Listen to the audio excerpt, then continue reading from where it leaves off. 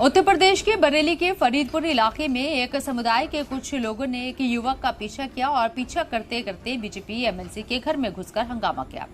जब घर के मैनेजर ने विरोध किया तो उसके साथ मारपीट की गई।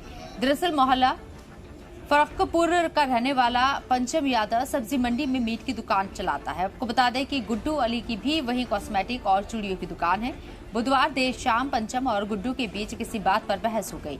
इल्जाम है कि गुड्डू ने अपने 25 साथियों को बुला लिया। हमलावरों के चंगुल से बचकर पंचम खुद को बचाने के लिए करीब आधा किलोमीटर भागा और एमएलसी के घर में छिप गया।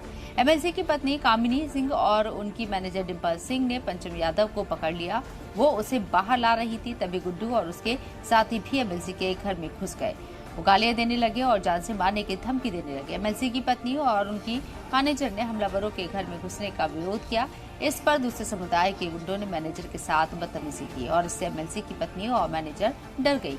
हमलावरों के साथ भीड़ देखकर मैनेजर ने एमएलसी को फोन किया। वो बरेली में एक मीटिंग में थे। उन्होंने फरीदपुर इंस्पेक्टर को फोन किया और उन्हें अपने घर जाने को कहा। वो खुद मीटिंग छोड़कर घर के लिए निकल पड़े। वहीं पुलिस को देखकर हमलावर भाग गए। फिलहाल पुलिस ने 5 लोगों को हिरासत में ले लिया है। बाकी गुड्डू और उसके दोस्त साथियों की तलाश चल रही है। 5 पुलिस की टीमें बनाई गई हैं।